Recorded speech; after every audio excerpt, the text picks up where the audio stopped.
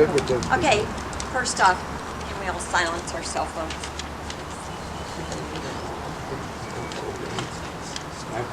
So I'll explain a couple of things that are going on here. Once we started traveling in the Indian country, one of Bob's absolute favorite symbols was this, it's called the man in the maze. He had it on his wedding ring. That was his keychain. And the Navajo gist of it is that man is always searching and trying to find the answers. Bob didn't interpret it that way. For him, it was, I'm out of the maze. I'm out of the valley. I'm experiencing life for the first time. I'm traveling, and I'm learning constantly. So that was what he thought of the man in the maze.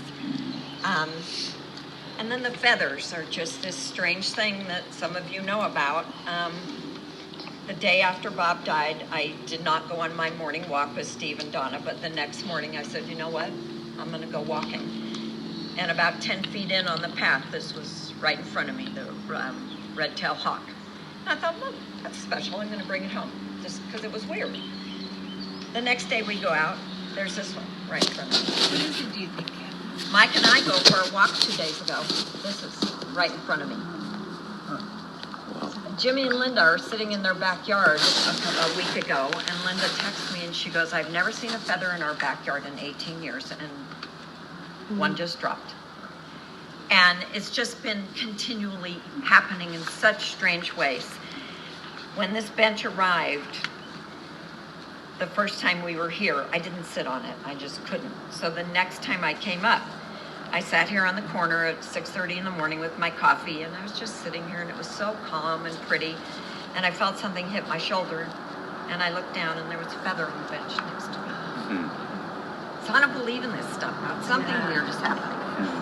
And then just to give a little funny anecdote, I'm wearing a dress today because Bob loved me in dresses. And he would say, Kath, you got to put a dress on today. And I'd go, why? And he goes, so I can put you on a pedestal. And I go, why do you want to put me on a pedestal? Look up your dress. Just high enough so I can look up your dress. You know, Bob. Oh, yeah. So, all right. Here we go. With that. All right, thank you everyone for coming. You are the core group of family and friends that we wanted to share this moment with. So know how grateful we are that each of you came today. Arnold is a special place to our family.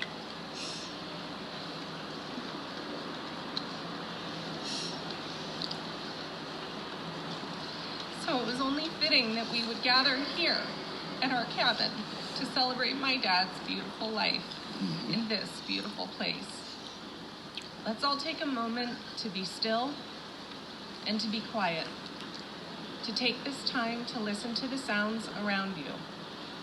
Feel your breath and feel your heart, and know that he is here with us.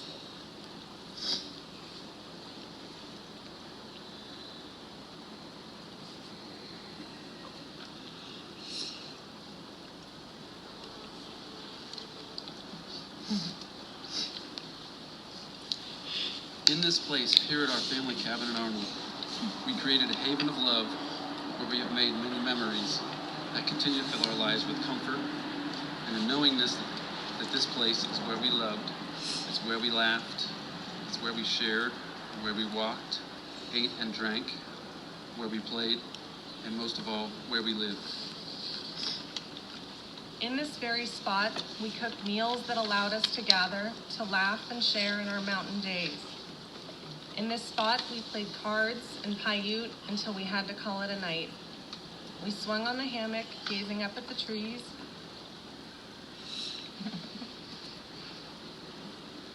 Squeezing together and sometimes falling out. We listened to my dad tinkering up in the garage, intermittently hearing electric tools running, and often followed by a God bless it, amongst other choice words. We played endless hours of tennis. We swam across the lakes.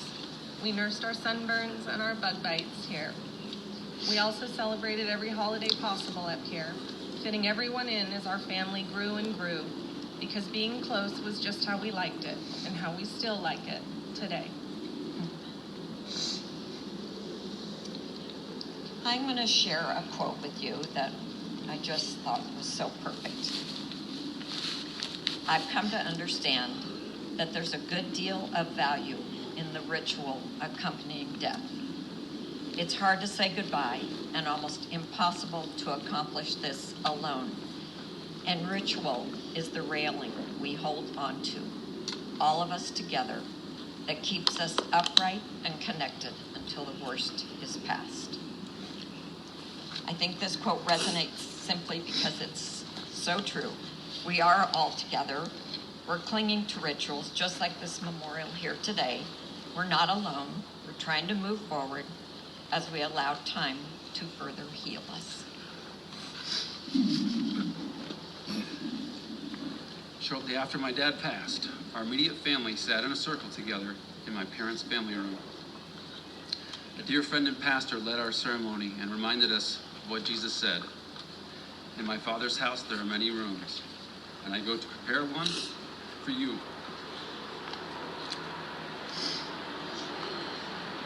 She reminded us that love is always preparing a place for us.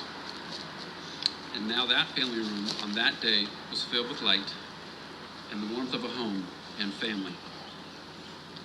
A room which love prepared through us for my dad.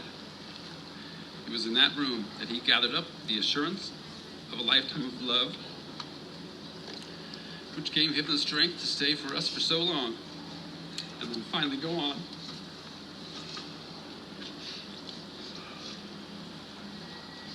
Over the course of his lifetime, my dad spent time in many different rooms, in this house and in other homes, and in other buildings and in other places. He spent time in countless outdoor spaces and countless tennis courts. So let's remember together for a moment, where are the places you remember spending time with him? Where do your memories take you? What were you doing together?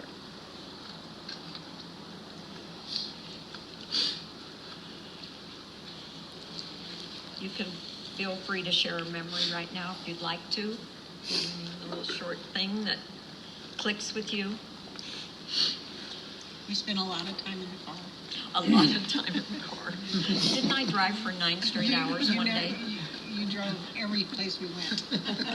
Bob was not allowed to drive. Bob was so happy not to drive. We shared a lot of places. Yep.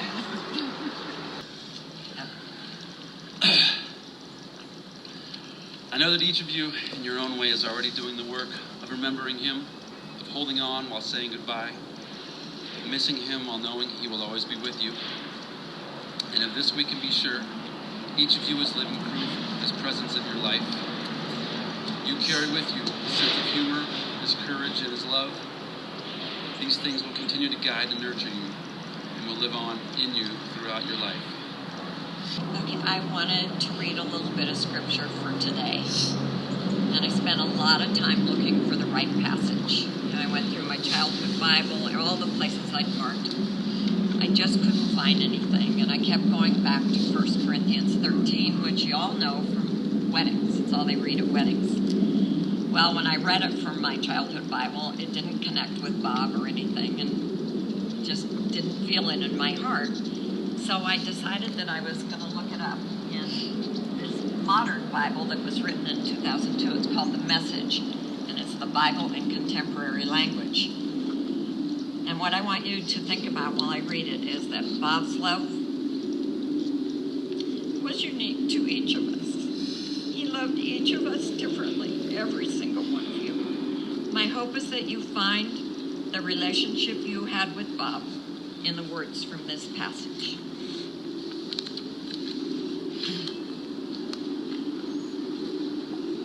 Love never gives up. Love cares more for others than for self. Love doesn't want what it doesn't have. Love doesn't strut. It doesn't have a swelled head. It doesn't force itself on others. It isn't always me first. Love doesn't fly off the handle.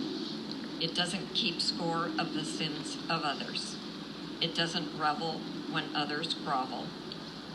Love takes pleasure in the flowering of truth. It puts up with anything. It trusts God always. It always looks for the best.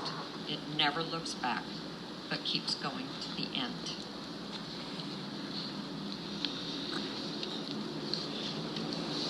I think what we need to focus on is that Bob is home in the house of God for the rest of his life and not pain.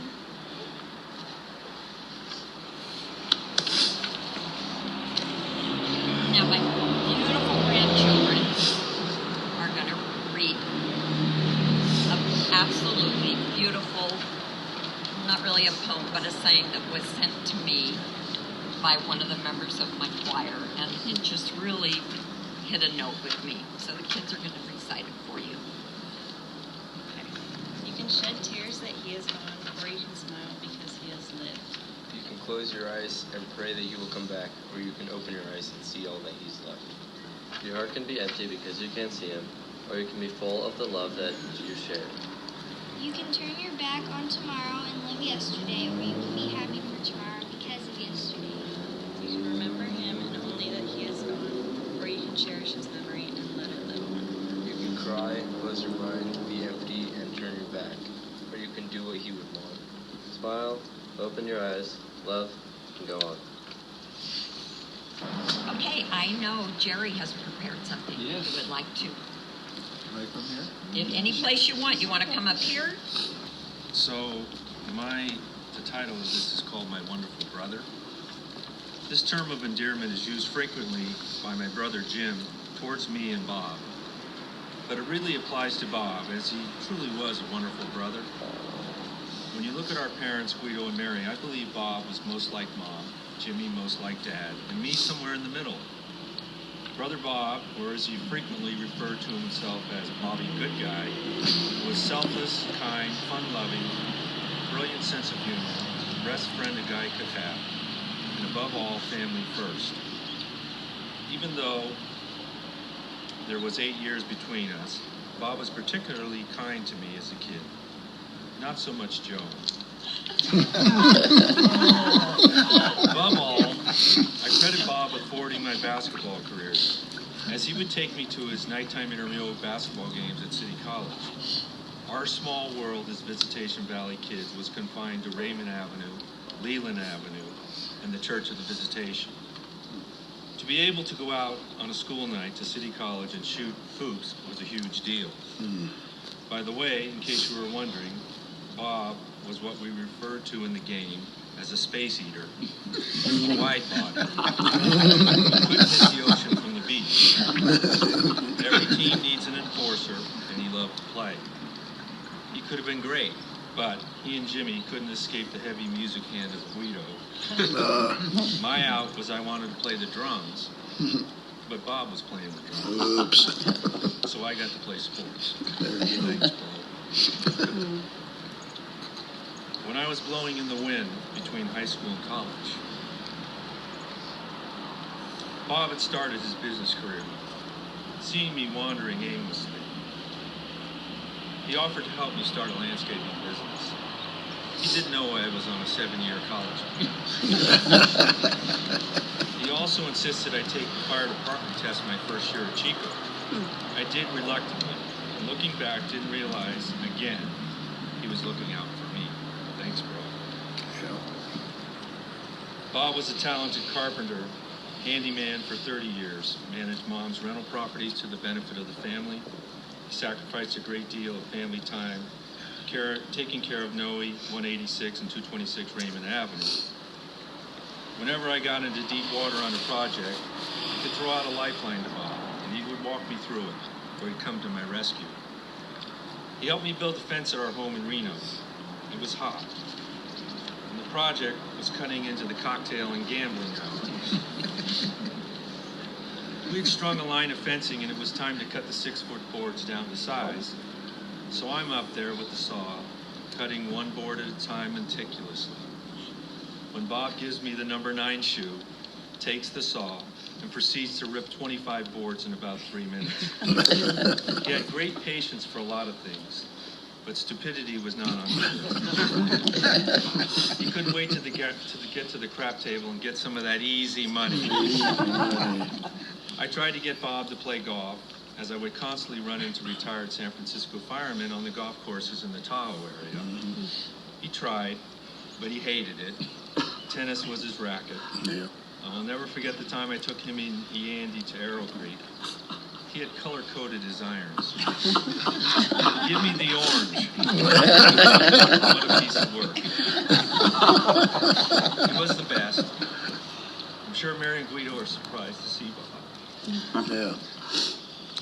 but also elated. They're dipping the beacon watching over us today. Thanks, bro. I got one other story. I got a lot of stories, but one I'm willing to tell if I can get myself together here. So, Kathy and Bob, Jimmy and Linda and Anna and I had gone to Bend, Oregon. And we were testing that out, which now has become a place for our family reunions. And so we're on the Deschutes River downtown, and we were going to have lunch at this Italian restaurant. And so we're in the restaurant and we're ordering. And I'm pretty much giving Bob the business, like Eddie Haskell style. You know, needling him, giving him the business the whole time. And so we both had gone into the bathroom together. And we're standing at the urinals, right? And these are these ones that go from floor all the way up. Yep. And I'm just giving it to him like this. And he just kind of turns and just looks at me. He was peeing on my shoe.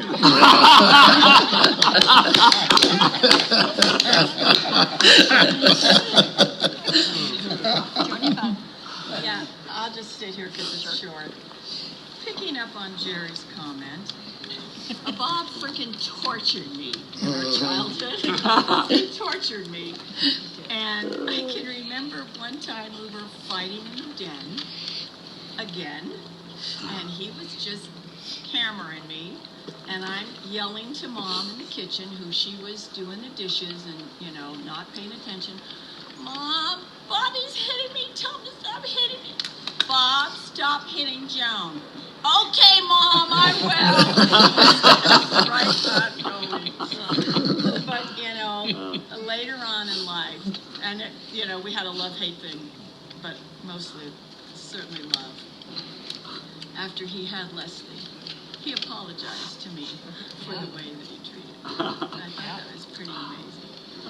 And one other thing is, I think that Jerry and Jim and Carol will all agree with me that Bob was Mom's favorite.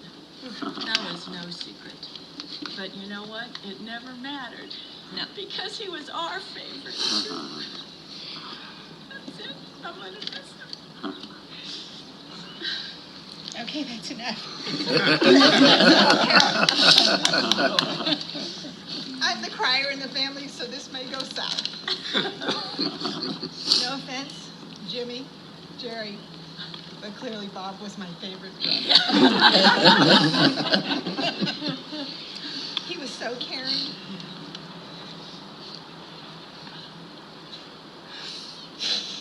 And always willing to lend a helping hand. We played tennis together. He helped me buy my first car. When I used to work in San Francisco, I'd go to Station 13 on my lunch hour to visit him. When we were caring for our mother, he would drive over to San Rafael at all hours of the day to help us out. Bob also had a great sense of humor. One of the fondest memories I have is when Jerry and I were at the rehab center that my mom was at after she had hip surgery. She was so angry with us. She wanted out of that place, and she was mad at Jerry and I want to go home, take me out.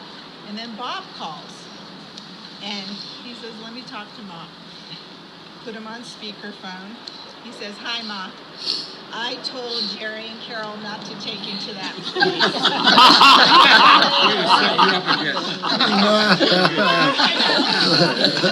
It's so heartbreaking to lose Bob, but we suffering. And his mom used to say, I miss you already. Love you, bro. Jimmy, you up for it? I can't get through it. That's all right. That's all It does good. conjure up a story or two. When we took her to the assisted living place, Bob abandoned us. It was Jerry and I. I remember. Bob couldn't do it. He just And couldn't. He said to us, I never thought my family would do this to me. And by the way, I was there too, just so you know. Oh, that's the whole thing. No, Bob does. Well, he already did it the first time with me. Yeah. Yeah. Yeah, and it He turned was the into a best. mess. The buffalo. Bobby, good guy. Good. Big Bird, he's very. Go. All right, I'm going to try to do something here.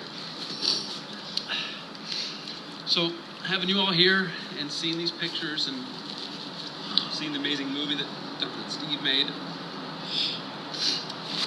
makes me feel like part of this is not fair. I'm kind of angry that the rest of us don't have all the great years we wanted to have with him. But that's not the right emotion to talk about today. You know, in my dad's words, it's not the right thing to do.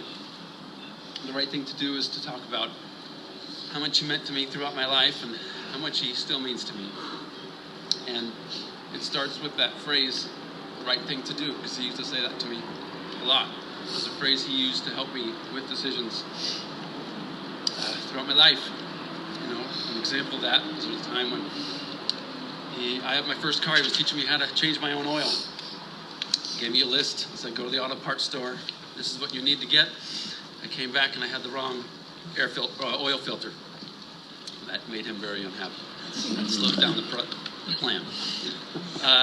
He told me which one to get, sent me back, and I was feeling guilty, so I showed him before I left, hey, look at the receipt, Dad. I bought 5 quarts of oil. They only charged me for 1. I thought that was a good bonus since I screwed up the other way. He said, go back to the auto parts store and get that right filter and do the right thing. He didn't tell me what to do, but I knew what he meant. And my egocentric adolescent brain was pretty sure I didn't like doing the right thing. Another example was a time in high school where I was talking about girls, and I had a problem. I told him I liked this one girl, but I'd already made plans to go with a different girl to the dance that Friday night. I was basically looking for him to give me permission to negate my previous plans and I could go with the other girl. Well, he asked me, what do you think is the right thing to do? Again, he didn't tell me what to do. But his morality was a beacon pointing me in the direction that he wanted me to go. There are many examples like these that I can think of throughout my life, but they all have one thing in common. Doing the right thing was always the more difficult path, the harder choice. But by teaching me to approach the problems this way, he was shaping my morals, my ethics. Choosing the right thing to do involves making decisions that were not just what was best for me, but were often in the best interest of others.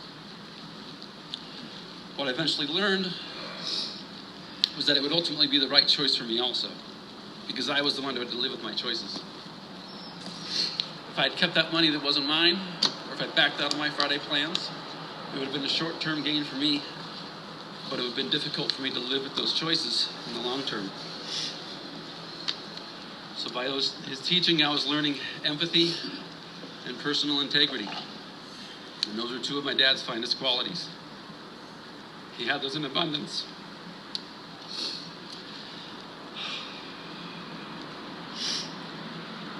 He was always thinking about us, about the other person, and putting their needs above his own needs. And if you needed him, he was going to make sure that he was there for you. When you told him he was going to take care of something, you knew that he would. He was a man of his word, and he valued that all of us could count on him. Those same qualities eventually became very important to me through his teachings and are still important to me now. I still try to make my life decisions based on those qualities that he taught me. because I know that he's watching. And all this boy's wanted was to make his daddy proud.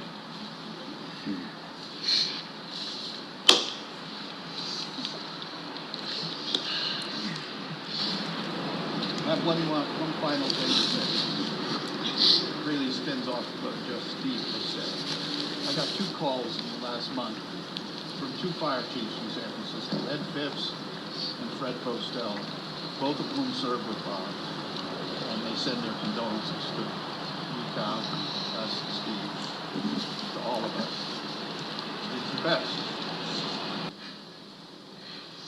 The connection my dad and I had was nothing short of magical. He adored me, and I adored him. In my whole life, he filled me up. He showed me that he thought I was funny and creative, smart and beautiful, and I believed those things about myself because of him. And that allowed me to move through this world with confidence and pride. And he gave that gift to me. My dad's love wrapped around me in every way. As a little girl, he would sing Jenny Sue to me each night when he was home from the firehouse. I remember hearing him make the trek to my room from downstairs, and I would be so excited that I would flutter kick my feet with anticipation and hang on his every note. During summers at the Italian village, he would wrap my arms around his neck and we'd submerge underwater. I'd hang on tight as he'd take off across the full length of the pool. I felt like a mermaid, and he seemed as giant as a whale. I needed air, but I wouldn't let go and miss a moment. We'd burst up to the surface at the other end, both of us out of breath and full of laughter. Growing up in our house, if we were awake, music was on. From Willie Nelson and Vince Gill to Boss Gags, Sinatra to the Rolling Stones. Our house was constantly swirling with sound. Those songs are tattooed on my heart, attached to memories of us dancing and singing together in the middle of the kitchen. I love dancing with my dad. He was the best partner, and I loved being his daughter and following his lead. We loved making cocktails together and drinking them. We'd share glances across the table or across the room, and without words, we'd be thinking the same thing. We'd pull a 580 Madrid, share a smirk, and raise a glass to each other. He was my high school tennis coach, well, more like my whole life tennis coach. Always my biggest fan on and off the court. He taught me how to drive a stick shift and change my oil, how to balance a checkbook, be a good person, and how to put family first. He taught me how to work hard, be brave, and how to pick myself up when I'm down. My whole life I've been afraid of losing my dad, and that fear was something I felt as a child, and I've carried it with me throughout my life. I felt that if my dad wasn't on this earth alongside me, that somehow I wouldn't be here either. So when this diagnosis came, I believed that we'd battle through it together as a family, and that we'd all be able to keep him here with our love and our strength. But that denial faded as I started to finally see what was going on. I was going to lose my dad. I couldn't stop it, and I wasn't sure how I'd survive it. Before long, my dad's condition would worsen, and then it'd worsen again and again. Things eventually got to the point where I was actually begging God for his mercy to free him from all the pain and the struggle. And then just like that, he was gone. I see how God works in mysterious ways. How God showed me that my dad couldn't go on like he was, and how that somehow made it possible for me to let him go. In those final days, I felt my feet on the ground, knowing I was staying as he was going. I drew comfort in knowing that all of us were hurting together, and that I wasn't alone in my loss, but that my personal journey through loss and into healing was just beginning. When I start to panic that he is gone, I find peace in knowing that he's back in his healthy, strong, capable body. And now he's free to play tennis every day. He's probably working on someone's retaining wall. He's under someone's sink or fixing their wiring. He's stopping in at the firehouse in the sky, sharing memories and laughs with the good old boys. I can still see his big smile and his blue eyes lighting up with laughter.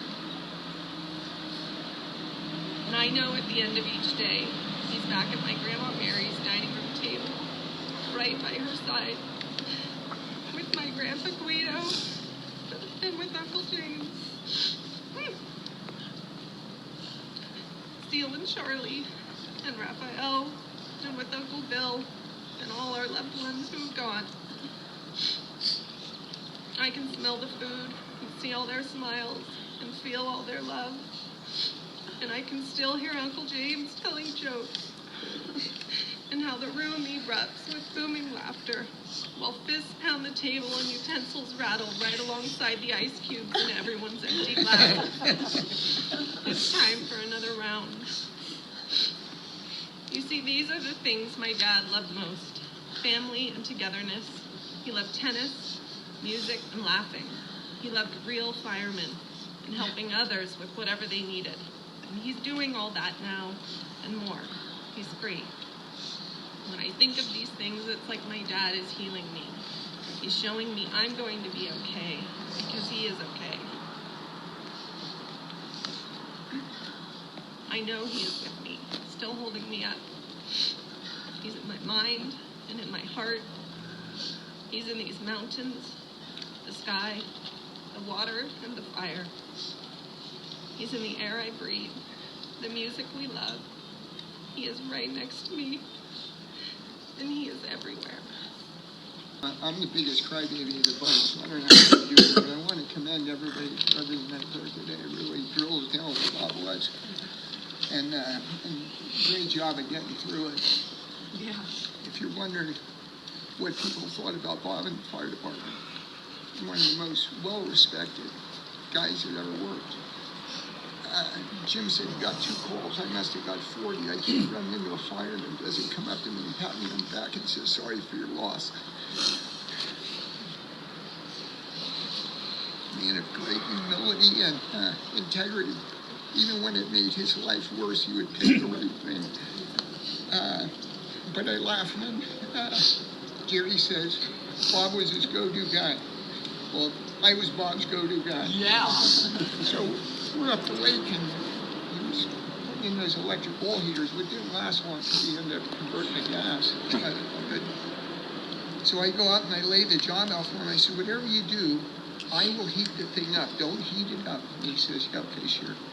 Bob was a guy who would try and do everything, regardless if he had any knowledge. And he did get better when Bluetooth came out. He would research everything. At any rate, all of a sudden, I'm down at my cabin. We got the doors open. It's a warm day, and I hear this boom. And I go running up, and his hair is up. He's scared to death. And I says, what happened? He says, I should have waited for you. The other one was, years ago, I met Bob 50 years ago.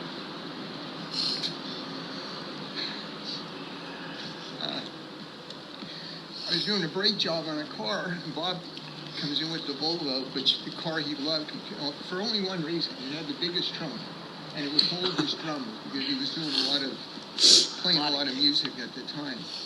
So I did the brake job, and he says, I think I need a brake job. I says, hey, it's too late now, but next the parts place are closed. Next watch will do it. He happened to work the day before me, and so I come in, and he's got the car up in the air, the brakes are off.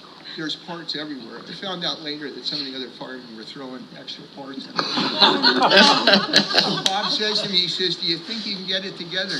And there was a guy in the firehouse, we weren't too crazy to vomit a Aiello.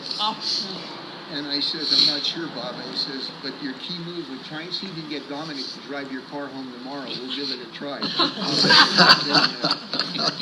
fine. But Bob was a guy that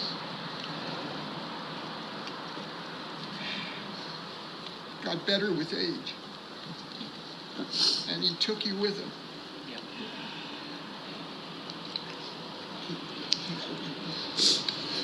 And those are stories from a real fireman. Right there. Yeah, I got a quick one. It's a little bit more light. Thank God. Yeah, Steve, you might not remember the detail. I'm actually not exactly right, but we were both in high school. I went to the good school. They went to the same high school.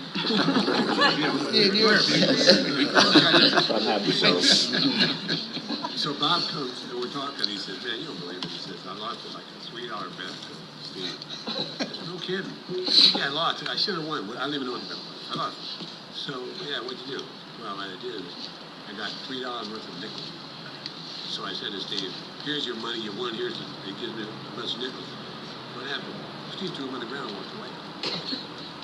"Well, what'd you do?" "I took them out." It was $3. Back then, $3 was $3. So our amazing grandchildren, of course, continued to do something amazing, as well as Leslie and Julie. So each one of the kids painted a rock that's going to sit on top of Odo's ashes. So this was Matthew's. Painted a picture of San Francisco, Golden Gate Bridge, because that was his favorite place. Wonderful. So, on my rock, I have a quote, and it says, there ever comes a day when we can't be together. Keep me in your heart. I'll stay there forever." It's from Winnie the Pooh. And then I painted a cherry tree, because a cherry tree reminds me of peace.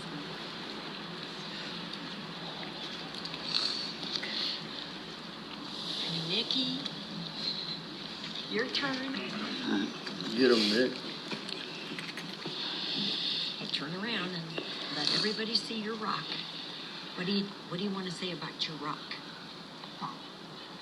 What's that name on there?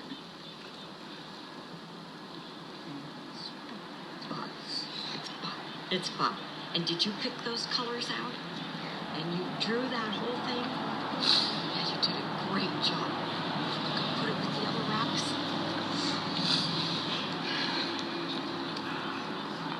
Oh, perfect. Perfect, Nick. Good job. Good job. Good job. Good job.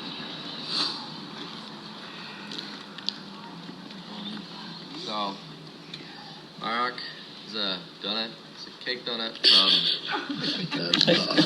Jelly Donut. Every morning when he'd come over, he'd always make pink box donuts. Uncle James. Yep. And every Christmas he'd come over. What'd you call it? No, bag of donuts. No, bag of donuts. So everybody has their jelly donut now. That's great.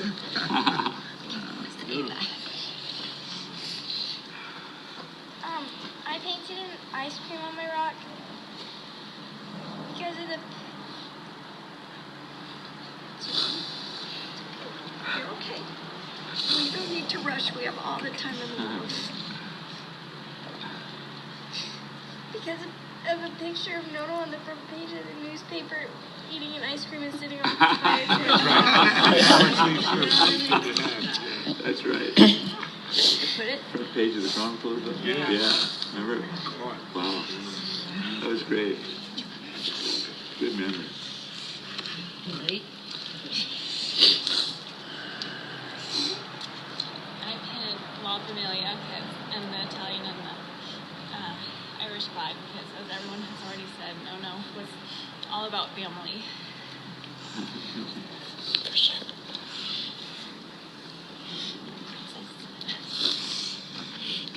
I just wrote the word Vianney Sue on the bottom, and it's just the moon with my dad and I on it. I'm going to try and get through this prayer. Gracious God, bless our family this moment and through this time of loss. Bless us with joy and laughter and a sense of presence as we live and love forward by your grace. We celebrate the gift of one another.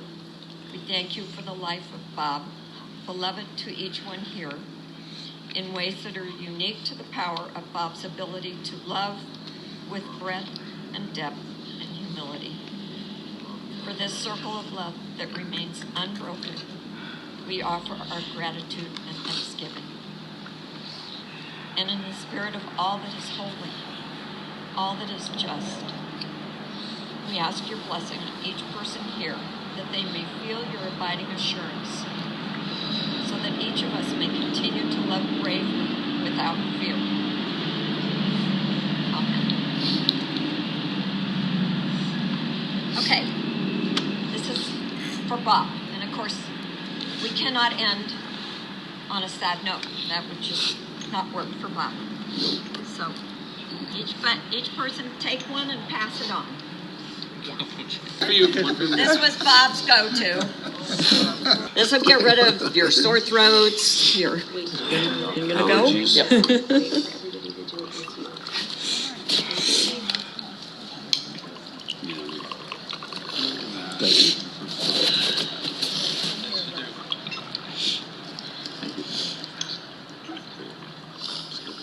Catherine, knob for Bob. Yep. Knob for Bob.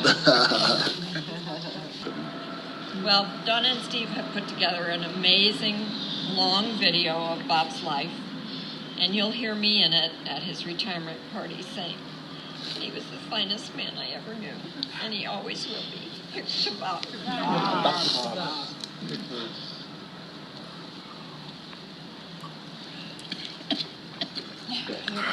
Yet. Always got it. That's a little early. Ginger.